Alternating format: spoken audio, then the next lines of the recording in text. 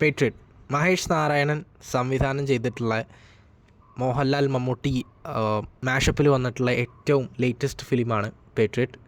ഇന്നലെ കണ്ടു. നമ്മുടെ ബാംഗ്ലൂർ മുകുന്ദ തിയേറ്ററിൽ നിന്നാണ് കണ്ടത്.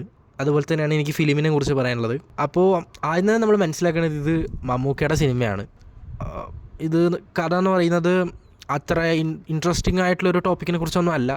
സ്വാഭാവികമായിട്ട് നമ്മൾ കേട്ട് വരുന്ന അതായത് ഫിക്ഷണൽ മൂവിയിൽ ഉണ്ടാവുന്ന പ്ലോട്ടുകളിൽ ഒന്നാണ് ഇതിനകത്ത് കൊടുത്തിരിക്കുന്നത്. നമ്മൾ വലിയ വലിയ സ്ഥാപനങ്ങളെക്കുറിച്ചുള്ള പ്രൊട്ടസ്റ്റുകളും കാര്യങ്ങളൊക്കെ കണ്ടിട്ടുണ്ട്. അതിന് സമാനമായിട്ടുള്ളൊരു കോർപ്പറേറ്റ് ലൈഫും അതെങ്ങനെയാണ് ഒരു പേഴ്സണൽ ലൈഫിനെ ബുദ്ധിമുട്ടിക്കുന്നതും അതിനെക്കുറിച്ചാണ് ഈ സിനിമ പറയുന്നത്. അപ്പം ആദ്യം തന്നെ മമ്മൂട്ടീൻ്റെ കാസ്റ്റിങ്ങിലേക്ക് വരികയാണെങ്കിൽ മമ്മൂട്ടി മോഹൻലാലും അഭിനയിച്ചിരിക്കുന്നുണ്ട് എന്ന് പറഞ്ഞാലും രണ്ടുപേരുടെയും ഫുള്ളസ്റ്റ് ആയിട്ടുള്ള എക്സ്പ്രഷൻസും കാര്യങ്ങളൊന്നും കാണുന്നില്ല. പക്ഷേ സ്റ്റോറി ലൈനിലുള്ള ഒരു ബുദ്ധിമോശം നമുക്ക് കാണാൻ കഴിയും. അതായത് സ്റ്റോറി നറേറ്റ് ചെയ്തിരിക്കുന്ന രീതി കുറച്ചും കൂടെ ഭയങ്കര സിമ്പിളായിട്ട് തോന്നി ഫസ്റ്റ് ഓഫ് ഓൾ. പിന്നെ ആവശ്യമില്ലാത്തടത്ത് ചില ട്വിസ്റ്റുകളും കാര്യങ്ങളും തോന്നി. പിന്നെ ചില ക്യാരക്ടേഴ്സ്, ഇപ്പോൾ സ്ത്രീ കഥാപാത്രങ്ങളെക്കുറിച്ച് പറയാനാണെങ്കിൽ നയൻതാരയൊക്കെ വരുന്നുണ്ട്. പക്ഷെ അവരൊന്നും ഒരു ഇൻവോൾവ്മെൻറ്റ് ഈ സിനിമയിൽ ഓവറോൾ കാണുന്നില്ല. നമ്മൾ അവരുടെ പ്രീ പ്രൊഡക്ഷൻ ഫേസിൽ ഡയറക്ടറിന് പറയുക ഇതിനകത്തുള്ള ഓരോ സ്ത്രീ കഥാപാത്രത്തിനും അവരുടേതായിട്ടുള്ള റോൾ ഉണ്ടെന്ന് പറഞ്ഞാലും അവർക്കൊരു പ്രോപ്പറായിട്ടുള്ള ഡയലോഗ്സോ കാര്യങ്ങളൊന്നും എനിക്ക് പേഴ്സണലി തോന്നിയില്ല. ഉണ്ടായിരുന്നു, അവരെ ചുമ്മാ പിടിച്ച് നിർത്തിയായിരുന്നില്ല, പക്ഷേ അവർക്ക് വേണ്ട ഒരു സംഭവം കൊടുത്തിട്ടില്ല. പിന്നെ ഫഹദ് ഫാസിലുണ്ട്, കുഞ്ചാക്കോ ബോബനുണ്ട്. ഇവരെല്ലാവർക്കും കേക്ക് വോക്കായിട്ടുള്ള ക്യാരക്ടേഴ്സ് ആയിരുന്നു. ഇപ്പം കുഞ്ചാക്കോ ബോബനെ കുറിച്ച് പറയുകയാണെങ്കിലും ഇതുവരെ ചെയ്ത് വെച്ചിട്ടുള്ള റോളുകളോട് സമാന്തരമായിട്ടുള്ള റോളുകളാണ് ചെയ്തത്. സെയിം ഫോർ ഫഹദിന് നമ്മൾ ഇതുവരെ കണ്ടിട്ടുള്ള എല്ലാ ക്യാരക്ടേഴ്സും ക്ലീഷയായിരുന്നു. സെയിം ക്ലീഷ ക്യാരക്ടേഴ്സാണ് ഇതിൽ വന്നിരിക്കുന്നത്. പിന്നെ ക്ലൈമാക്സിനോട് അടുക്കുമ്പോഴാണ് അയ്യോ നമ്മളെ ആവേശത്തിലേക്ക് ഒരു ഫഹദിന് ഓർമ്മ വരുന്നത്.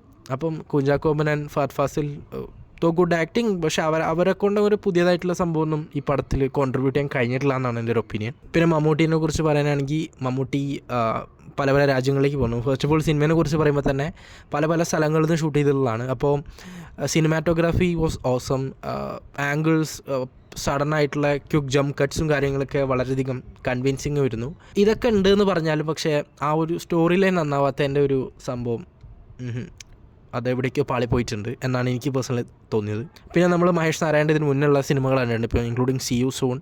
അപ്പം അതിൽ നിന്നൊക്കെ ഏകദേശം അതിലുപയോഗിച്ചിരിക്കുന്ന ജംപ് കട്ട്സും കാര്യങ്ങളൊക്കെ പാരലായിട്ട് നമുക്ക് ഈ സിനിമയിലും കാണാൻ കഴിയും. അവിടെ ഇവിടേക്ക് ആയിട്ട് ക്യാമറ മൂവ്മെൻറ്റ്സ് ആണെങ്കിലും അത് നിങ്ങൾ സിനിമ കാണുമ്പോഴായിരിക്കും കൂടുതൽ നിങ്ങൾക്ക് മനസ്സിലാവുക. പിന്നെ നമ്മൾ സ്ഥിരമായിട്ട് ഇപ്പം സിനിമകളിൽ കാണുന്ന പല പല കാസ്റ്റുകളെ നമ്മൾ അവിടെ ഇവിടേക്ക് ആയിട്ട് കാണുന്നുണ്ട്. ചെറിയ ഷോർട്സുകളായിട്ട് വന്നു പോകുന്നുണ്ട്. പിന്നെ മോറോവർ ഈ സിനിമ ഷൂട്ട് ചെയ്തിരിക്കുന്ന പല പല സ്ഥലങ്ങളിലാണ്. ഞാൻ പറഞ്ഞ പോലെ ഡൽഹിയിലാണ് ഓൾമോസ്റ്റ് 3/4 ഭാഗം സിനിമ ഷൂട്ട് ചെയ്തിരിക്കുന്നത്. അപ്പം അവിടെയുള്ള ഒരു നമ്മൾ ആക്ച്വലി ഡൽഹിയിലെത്തിയൊരു ഫീൽ കൊടുക്കുന്നുണ്ട്. അപ്പം ലൊക്കേഷൻ സ്കൗട്ടിങ്ങും ടീമും actually they did A really good job for that. പിന്നെ മ്യൂസിക്കിനെ കുറിച്ച് പറയുകയാണെങ്കിൽ സുഷിൻ ശ്യാമാണ് ഇതിൻ്റെ മ്യൂസിക് ചെയ്തിരിക്കുന്നത്. അദ്ദേഹത്തിന് എടുത്ത് പറയണം. പക്ഷേ ഓവറോൾ ബാക്ക്ഗ്രൗണ്ട് ഓക്കെ എന്ന് പറയാൻ പറ്റുള്ളൂ, ഓൺ ആവറേജ്. പിന്നെ കുറച്ചൊരു ഹൈപ്പ് കൊടുത്തിരിക്കുന്ന 2 സീനുകളായിരുന്നു. ഒരെണ്ണം നിങ്ങളെല്ലാവരും കണ്ട പോലെ തന്നെ ചേസ് സീനായിരുന്നു. അപ്പോൾ അതിനാവശ്യമായിട്ടുള്ള ബാക്ക്ഗ്രൗണ്ട് മ്യൂസിക് അടിപൊളിയായിരുന്നു. പിന്നെ വേറൊരു സീക്വൻസ് ഉണ്ട്, നമ്മൾ ദുബായിൽ വെച്ച് ഷൂട്ട് ചെയ്ത കുറച്ച് സീനുകളുണ്ട്. അപ്പോൾ ആ ഒരു സീനിന് ആവശ്യമുള്ള ഓഡിയോ കാര്യങ്ങളൊക്കെ നല്ല അടിപൊളി വർക്കായിട്ട് തോന്നി. ആ ദുബായിലുള്ള സംഭവം കുറച്ച് ഒരു ഏകദേശം 2 മിനിറ്റോളം ഇങ്ങനെ കണ്ടിന്യൂസ് ആയിട്ട് പ്ലേ ബാക്ക് ആയിട്ട് വന്നുകൊണ്ട് കുറച്ച് അരോചകം തോന്നി. പക്ഷേ ഓവറോൾ ദ ഫിലിം എന്ന് പറയുമ്പം സ്റ്റോറി ലൈൻ മാത്രമാണ് കുറച്ചൊരു ലാഗ് നിറഞ്ഞായിട്ടും അല്ലെങ്കിൽ നമ്മൾ കൺവിൻസിങ് അല്ലാത്ത രീതിക്ക് തോന്നുന്നത്.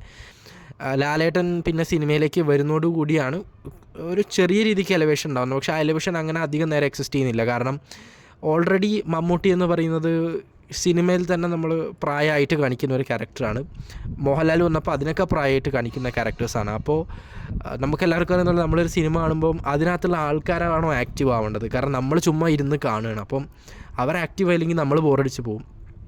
അതുപോലെ പല ഭാഗങ്ങളിലും ബോർ എന്ന് പറഞ്ഞൊരു സംഭവത്തിലേക്ക് മാറുന്നതിന് മുന്നേ തന്നെ സീനുകൾ ഷിഫ്റ്റ് ആവുന്നുണ്ട്. പക്ഷേ ലാഗ് നമുക്ക് ക്ലിയർ ആയിട്ട് ഫീൽ ചെയ്യാൻ പറ്റുന്നുണ്ട്. അപ്പോൾ പിന്നെ ഇവരെടുത്തിരിക്കുന്ന ടോപ്പിക്കാണെങ്കിലും ഇവർ ഇതേപോലെ തന്നെ പല ഇൻ്റർവ്യൂസിലും കാര്യങ്ങളും പറഞ്ഞിട്ടുണ്ട് റെലവൻ്റ് ആണോ എന്ന് ചോദിച്ചാൽ ആണ്. പക്ഷെ നമ്മളൊന്നും കൂടി ഇരുന്ന് ആലോചിക്കും. കാരണം ഇങ്ങനെയൊക്കെ നടക്കുമോ എന്ന് നമ്മൾ 2 വട്ടം ആലോചിക്കുന്ന ഒരു തരത്തിലുള്ള ഒരു കൺസെപ്റ്റാണ് ഈ സിനിമ നമ്മുടെ മുമ്പിലേക്ക് തരുന്നത്.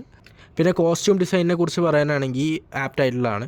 പിന്നെ കാസ്റ്റിങ്ങിൽ ഞാൻ പറഞ്ഞ പോലെ സിനിമേൻ്റെ ക്ലൈമാക്സിലേക്കൊക്കെ ആകുമ്പോൾ ഇന്ദ്രൻസ് ഒക്കെ വരുന്നുണ്ട്. അപ്പം അവരുടെയൊക്കെ റോൾ എന്ന് പറഞ്ഞു കഴിഞ്ഞാൽ കേക്ക് വാക്കാണ്. കാരണം ഇതുവരെ ചെയ്തതെന്ന് ഡിഫറെൻ്റ് ആയിട്ടുള്ള പ്രത്യേകിച്ച് ഒന്നുമില്ല. പിന്നെ ഓവറായിട്ട് എക്സ്പ്രഷൻ ഇടേണ്ട കാര്യങ്ങളൊന്നുമില്ല ലാലേട്ടനാണെങ്കിലും മമ്മൂക്കയാണെങ്കിലും. പിന്നെ നമുക്ക് സിനിമ അവസാനിക്കുന്നതോടുകൂടി തന്നെ നമുക്ക് നമ്മുടെ ഹരികൃഷ്ണൻ സിനിമയിലൊക്കെ കാണുന്ന പോലത്തെ ചില സീനുകൾ അതിൽ ആഡ് ചെയ്യണമല്ലോ എന്ന് വിചാരിച്ച് ആഡ് ചെയ്തിട്ടുണ്ട്. അല്ലാണ്ട് അതൊരു നാച്ചുറൽ ഓർഗാനിക് ആയിട്ടുള്ളൊരു ഫ്ലോയിലല്ല അത് ആഡ് ചെയ്തിരിക്കുന്നതാണ് എനിക്ക് തോന്നിയത്. സോ ഓവറോൾ ഫിലിം ഞാനൊരു 5 ഓൾമോസ്റ്റ് 3 or 2.5 റേറ്റിംഗ് മാത്രമേ കൊടുക്കുള്ളൂ. ഇത് നിങ്ങൾ തിയേറ്ററിൽ നിന്ന് മസ്റ്റ് വാച്ച് ആയിട്ട് കാണേണ്ട സിനിമയൊന്നും പറയുന്നില്ല. പക്ഷേ the audio part was done nice. Dolby അറ്റ്മോസിൽ നമുക്കത് ഓരോ ചെറിയ കാര്യം നമുക്ക് പീക്കായിട്ട് അറിയാൻ പറ്റുന്നുണ്ട്. പക്ഷേ അത് OTT വരുമ്പോൾ എത്രത്തോളം എഫക്റ്റീവ് ആവുമെന്ന് അറിയില്ല.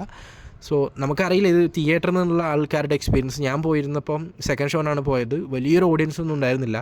പക്ഷേ ലാലേട്ടൻ മമ്മൂക്ക കെമിസ്ട്രി ആഗ്രഹിച്ച് പോകുന്നുള്ള ആൾക്കാർക്ക് ഇതൊരു നിരാശയായിട്ട് തോന്നും.